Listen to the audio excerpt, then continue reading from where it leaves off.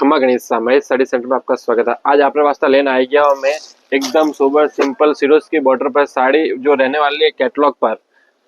आप एक बार ना बॉर्डर एक बार देख लीजिए कि एकदम सिरोज की बॉर्डर एकदम बारीकी सिरोज की बॉर्डर है। 2 टोन में सिरोज की चाल रही है हमें ने एकदम बारीकी प्रिंट आवेला हमें। आप पूरी कैटलॉग साड़ी अन टाइप का कैटलॉग रहेगा हमें 5 कलर हुकम आपने मिल जाएगा।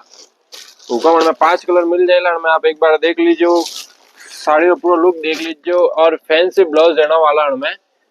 अब ब्लाउज रो भी आपने वो बता दूला ब्लाउज कन टाइप रो है। हैवी साड़ियों में आएला वा वाला आपने हुकम ब्लाउज मिल जाएगा हमें एकदम। आप एक बार पूरी आप अपन साड़ी खोले देख लीजिए।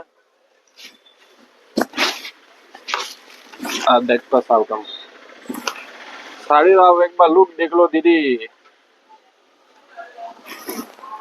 मारी बहनों एक बार लुक देख लो। અને આ સાડી ને मतलब सब जना पसंद कर लेला। अन्नो ब्लाउज आएला एकदम बारीकी प्रिंट रो ब्लाउज आएला। कपड़ो रहने वाला एकदम 60 ग्राम माता कपड़ो रहने वाला है।